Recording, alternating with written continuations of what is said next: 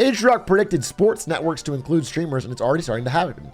Here's the Swedish television is doing Watch Football with Jonas, a famous referee, with chat and everything. People want to watch shit with their own chosen casters. They want Tarek more than Riot. Well, they still want the competition. They want Riot to run everything, but they don't want to hear Riot's casters talk about it. They want to hear Tarek. And that is going to happen in every sport and every game and every esport more and more every year. And the people that figure it out are going to be billionaires. People that can get all the rights figured out are going to get all the views and all the advertising revenue, and it's going to be huge. And the only reason they don't do now is because everybody's locked into these long-term sports deals and don't know how to adapt, but it'll happen. Well, we're watching The Boys tonight. Everyone here could watch The Boys on their own that wants to watch it, but they enjoy the communal experience. Cadril and Tarek are just proof of what this is, right?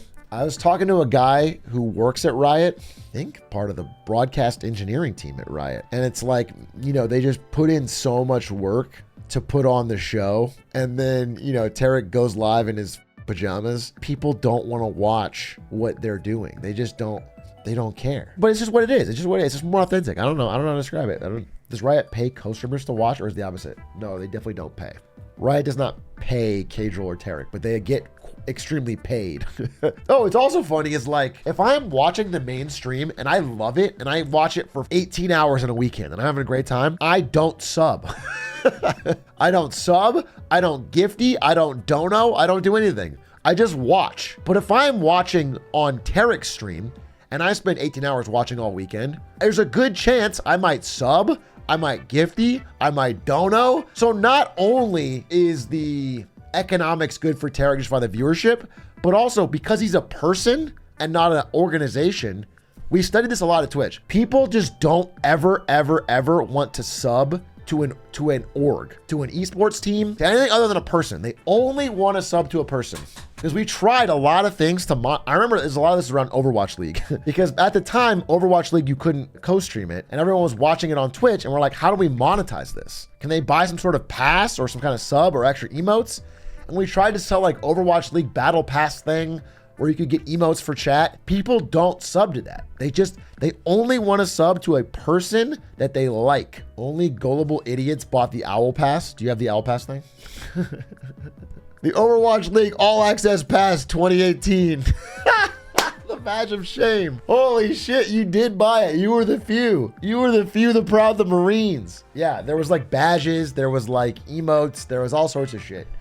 You could get POV access to some of the players. We tried a lot of shit and it didn't really work. And we had these big internal meetings about monetization, and it was all coming back to the idea that like people really just pay for subs on humans. So back to the point, it's like not only is Tarek watching better for viewership, it's better for monetization. So it's just a better business. And so eventually everything will go that way. I'm fully confident. And I think the same thing applies to like basketball, for example. I mean, like somebody wants either a really funny caster who's gonna watch the thing and just make fun of the players and have a good time, or they want somebody who's super analytical and gonna go super deep into the nerdy shit of basketball. Either way, I mean, Inside the NBA lost access. TNT doesn't have the show anymore, but like everybody wants to watch Inside the NBA with Kenny and Shaq, and you know, the way they view it is a demand. That's what people want. Do you think Riot should try to sell co-streaming rights? That is an interesting business. Riot still makes money off of people playing Valorant. So it's a little different because Riot at the end of the day doesn't care if VCT makes money. Like they wanted to run sort of even. They wanted to make enough money so it's not a big money losing thing. But esports doesn't need to make money for Riot to be super happy with it. Like when League Worlds happens every year, it loses money. It loses a lot of money, but it makes everyone that stopped playing League play it again for a bit. And that makes a lot of money. Then you start buying skins, then you start, you know what I'm saying? That's the real power of Worlds. Worlds is a marketing operation for League of Legends. And so I think them trying to squeeze Tarek or Cadril is actually a bad thing. Like if they were trying to like, hey, give us a big cut of what you're making, they probably could force it down mid because they have all the power, but like it's not worth it when they make so much more off people just playing the game. Everyone that talks about League is good for them. If a live service game is doing well, the company is printing money. Battle passes, skins, all that shit costs, you know, marginally zero to make and is getting you $10s, $20s each one. That's where the money is. All they want you to do is get you to play it. Newest Fox News pundit. Just being white and wearing sunglasses does not mean that I'm going to start speaking on Fox News.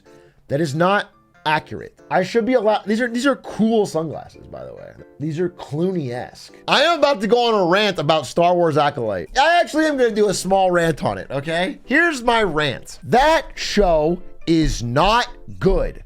And the problem is not that it's too woke. It's that it's bad. I am going to be honest that I should be allowed to insult it as a Star Wars fan without being called an anti-woke crusader. My problem is not that there are female leads or people from different backgrounds. That's cool. That's fine. My problem is that the writing makes no sense. It makes no sense, bro. Also, it feels like weirdly low budget and cringy at times too. So I don't know how else to say it. I don't f with it. And I gave it a truly honest shot. The first time I mentioned it, I talked about how, you know what? Episode 1, I'm holding reservations because I liked the opening fight scene with Carrie-Anne Moss. I thought she was badass in it, and it has only gotten worse since. And Ari and I are big Star Wars fans. By the way, the reason I know I'm pure of heart on this is because my wife is a Latina woman who loves Star Wars, and she is not with it either, okay? So it's not just me, the white man, okay? Collectively, I have an honest opinion on this show. We're not with it. Ari refuses to go woke. And I don't think Andor has a large diversity of cast as well. But Andor is a great show. Why are people mad at Andor? I know there's some people that are just mad because they see woman lead mad. But I think a deeper undercurrent is people that are mad because it sucks. And then maybe they use that as their outlet. Like, that's why it sucks and that's when they get mad. But Andor is awesome. But the thing is, nobody watched Andor. So I don't know. I don't even know how well Acolyte is doing. I just know that I don't fuck with it. And that's disappointing because we gave it an honest shot. The last Star Wars thing I really liked was Andor. Andor was great. And so I was like, you know what? Off of the Andor high, let's check out Acolyte.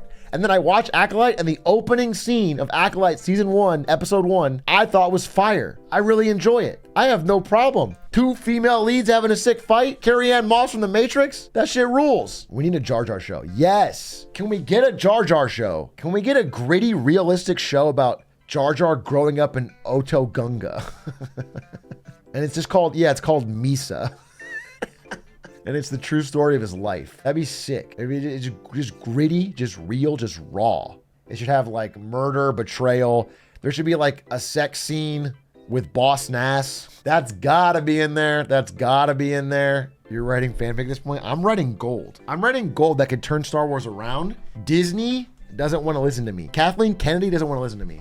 I could save Star Wars in a heartbeat. But what's funny is, like, I do think that at any point they can turn Star Wars around. Everyone's like, oh, they ruined it forever. And I just don't think that's how it works. They just need to make one good one. That's all it takes, bro. They could turn it around at any point by making one good one. They just haven't really done it outside of Andor. The problem is, to be truly good, it has to be that rare combination of good and more mainstream that the original Star Wars hit. Andor, I clearly fuck with, but it's just not hitting widespread. It's just not getting the numbies. So they really need like a big mainstream, also good hit. And that would be fire. Mandalorian was awful. Chat is tweaking. I mean, Mandalorian started out all right, but Mandalorian season 3, I couldn't watch. That shit was ass. They should make a Glup Shido show. Yes, dude. A Glup Shido spinoff. Glup, inside the Shido. And it's like a look into his twisted mind. I think that'd be sick as hell. The Shidoverse, yeah. Glup in deep Shido. There are so many new Glup Shidos in Acolyte. You can't really have a new Glup Shido. The idea of Glup Shido as a joke is that it is some character from the deep lore that fans should be like, and pog. It's like Marvel fans seeing like, oh, it's Captain Colon. He uses his asshole to crush his enemies. And it's like some shit from the 1967 comic Captain Colon. That's the point of the Glup Shido joke, is that they see, oh my God, is that Chewbacca's great grand uncle? Holy shit, we only heard about him from the novels. That's the idea of Glup Shido. He has to already exist. A new Glup Shido is just a new character. People don't pog at that.